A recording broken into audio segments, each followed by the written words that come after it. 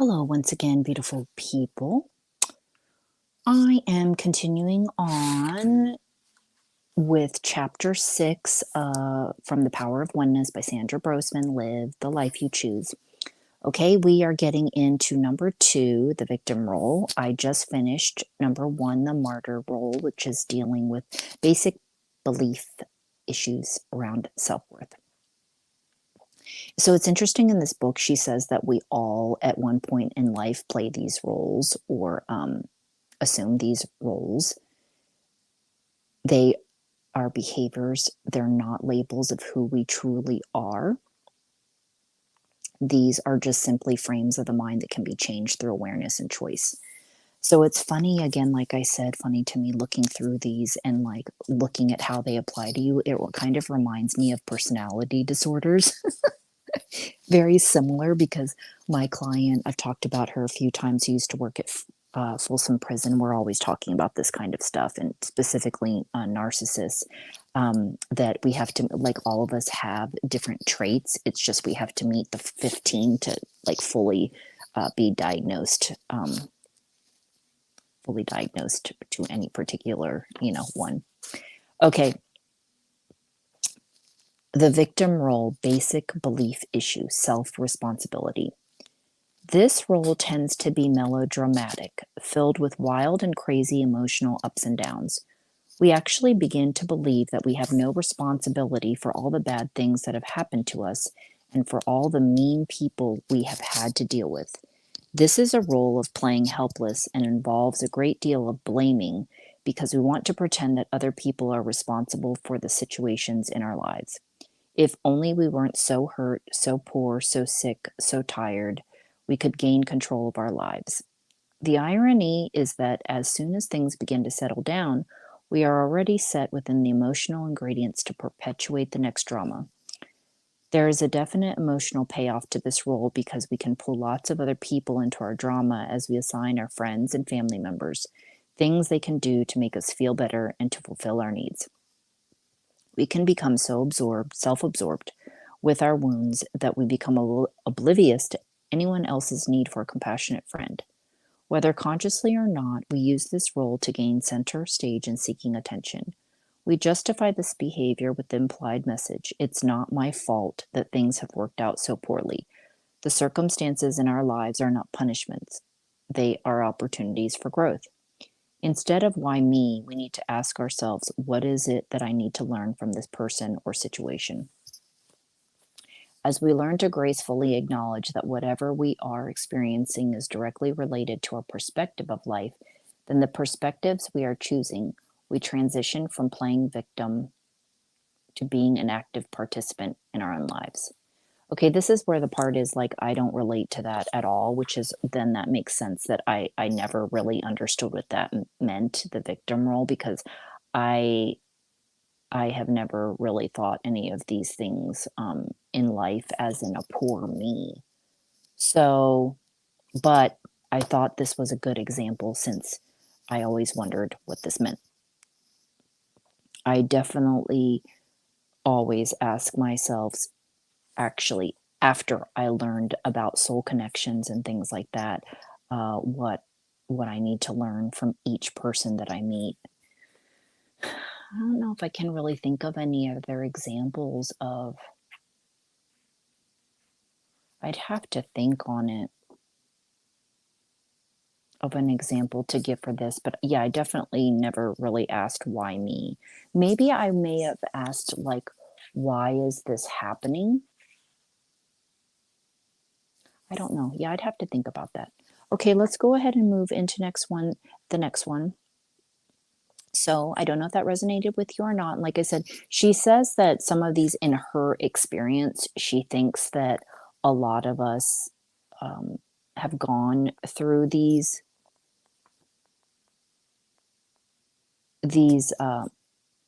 frames of mind, I guess. But I think it just really depends because everybody has different life lessons. We're all learning different things. And we're just moving from the way of what we know and what we've been influenced by. So as far as staying and stuck staying stuck in our emotional pain. I guess she's just saying, too, these are just the things that we do, and we may be doing them unconsciously. Because I don't know that I would want to stay in pain. Like, it gives me information, but I don't know that I want to stay there. But my perspective, too, is just different now. Sometimes I really feel like, in some ways, life isn't meant to be enjoyed.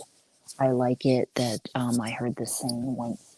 I've mentioned him before, Rick George, because he just says so many beautiful, wise things that basically I don't remember word for word, but basically he said he was talking about how life is frustrating and that it's interrupted by moments of joy. I think that's what he said, joy and happiness, something like that. So I was thinking about that today. I was like, yeah, sometimes I feel like it's not meant to be. It's just a lot of struggle, even when it does have good moments. Those moments can change immediately. You hear about somebody, um, becoming ill, or, just different things. Okay, number 3, the pessimist role, the basic belief issue attitude. This is an emotional niche which specializes in focusing on problems rather than solutions. When we play this role, we like to concentrate on what is wrong about life, which, given this perspective, is potentially everything. We can be sure that our bleak philosophy of life will be consistently validated because when our thinking is negative, we attract exactly the same energy. We make it a practice to anticipate problems in everything we do, and lo and behold, we encounter the very difficulties we imagined. Mission accomplished. We can now make the "I told you so" announcement to those who are strong enough to hang around us.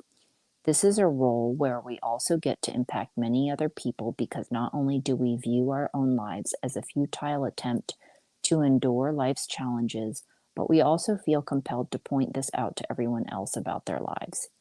It takes a lot of energy to play this role because we have to convert everything in life to its negative aspect.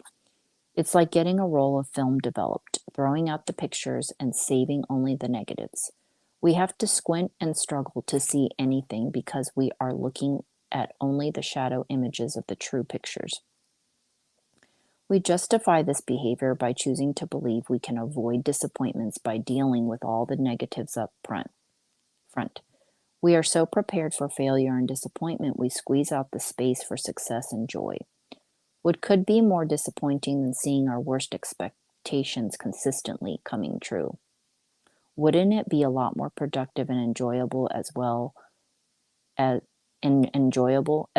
take a lot less energy to look at life from the positive side? That's funny because not funny, I keep using the word funny, but interesting. My dad has said a couple of times when we talk that he thinks he's more of a pessimist. And from my perspective, just in general, how he is, I kind of look at him, he's a realist. I mean, I guess you could look at him and saying and feeling like he's always like saying no, or yes, being pessimistic. I think because he doesn't always follow things up with a positive is what it is. Because I remember growing up, every time I would ask to do almost anything, it would be this long-winded answer that I was just basically inside saying, so does that mean no? Is that no? I just feel like he said no to a lot of things, and like beautiful things. So maybe, yeah, he'd be. I can see, yes, how he is a pessimist, but I guess that I've realized later in life I've just been able to see another side of all of that.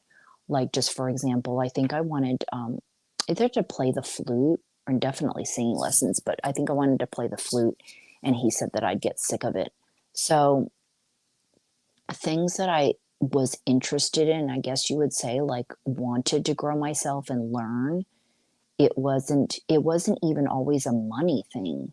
So I think just because he wasn't an open-minded person, and definitely, I mean, all that he really has done his entire life is read books, which is funny because he complains about my brother being lazy and how lazy he was. I'm like, reading's one of the laziest activities ever. You're just sitting there all day. So anyway, he never learned to swim. He grew up in West Virginia. Just didn't do a whole lot, you know?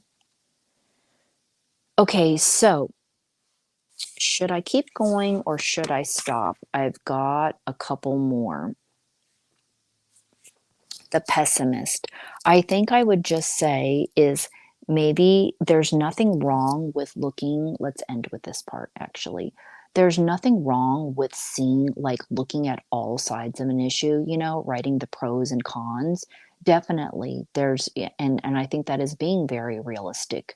And I think, again, this is funny. This is one of my guests, um, Dan's son, Canadian firefighter. I liked it that he and his therapist or his therapist thought of that word tragic optimist because I think what we know in whatever ways of pain that we went through and that we've come out of and or learned to manage, I really like that label.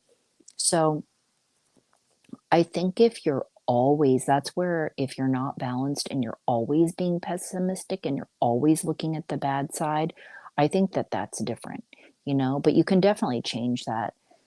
But if you have no sense of awareness and nobody's really telling you about it, you are not going to know.